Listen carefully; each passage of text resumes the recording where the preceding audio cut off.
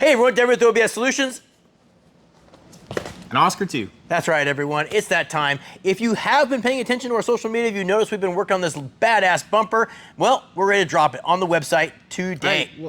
What? I wouldn't drop it. Like. Well, we could though. It's heavy duty enough. You could drop it. Yeah. Okay. You could drop it. Anyway, physically we're not going to drop it, but we're going to show you why we came up with this bumper and why the things. It's all its features. Yeah. Thanks, Oscar. Follow along. Hey, we love the factory bumper, but They're all bent. you think so? Like every single one of them.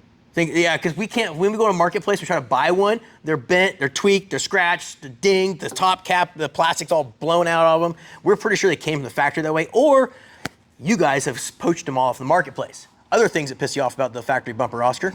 Well, it hangs down like really, really low on the bed side. Yeah, have you guys noticed that? Like our factory bumpers are like, it feels like a mile down below the body line, just kind of sucks when you start looking at it. The other thing we've discovered is we've ordered several repopped or remanufactured bumpers from different websites. I paid top dollar for the premium one. It came and it looked like crap. The chrome looked like crap. The top cap wasn't even rolled over. It's just a flat piece. Shape's not the same. Yeah, shape's not the same. It actually came out further around the edges. We weren't down for that. And the other thing is, it has no adjustment. Even the factory doesn't have side-to-side adjustment. Has a little bit up and down, but no side-to-side, which we found on our trucks as they age. They may be getting a wreck, the bed might be tweaked, might be shifted. The side-to-side is pretty crucial, especially when you have a bumper that goes around it like that. But we took some good things from the bumper, which is what, Oscar? Top cap. Center section. License plate lights. Super rad, we love those things. And we just kind of mixed it all up with our brains, and we came out with this guy. All right, people. This is it right here.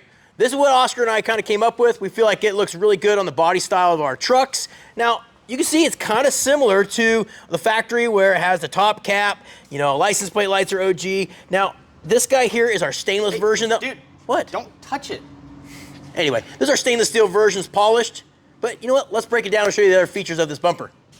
Let's talk about the meat and potatoes now on our bumper, and that would be the center section. The center section is important to us because we kept the dimensions to the factory specs. We kept the height, the width, the length, all that stuff factory specs. Yeah, it's the same. The reason we did that was because all of our trucks, well, I should say not this one, but most of them have a receiver on the bottom of them. We found that if you were to shrink this up, like we did the ends, then the receiver would be really exposed and look kind of derpy. So we want to make sure that the receiver on your truck is nice and hid, and the distance from the bottom step here to the receiver has plenty of room. Now, you can see the middle section here, we got rid of that hole that usually people put a ball on to tow a trailer and then they bash the shit out of it. We wouldn't like that. So that's no longer there. This middle section is aluminum. It is replaceable and is a textured powder coat as well. Stainless steel hardware. We'll talk about the ends here. Come on. I want to talk about this guy, the top cap. This is important to us because Oscar and I love that about the factory bumpers we mentioned before. That's why the aftermarket ones suck, because they don't have a rolled edge. This is all aluminum. It's TIG welded and hand finished out. It's the textured powder coat like we have on our steps and the center section. Stainless steel hardware retains this bad boy. Let's talk about the end. Now, she was a fat girl, right? Like I told you about, like the factory bumper. So we took about 1 inch off this guy. Then we wrapped it and tucked it, angled the bottom, and took that angle and went all the way down with it. And that gives the illusion of about 2 inches off the ends of the bumper, which is cool because that way it doesn't look all big and bulbous on the ends. Check out how we finished out the end as well. It's not just a sharp edge, it's all finished out. And look at this right here, the gap around the box and to the bumper is nice and tight. How do we do that, you say? Well, right here, that's just one side. This is one of our brackets that attaches the frame to our bumper. It has, how many different options there to adjust, Oscar? Three. Three options to adjust side to side, up and down, and In and out. the old in and out. That way you can get your bumper fit where it needs to be on your truck. All right, guys, options for our bumper. Polished stainless steel, yes, 100%.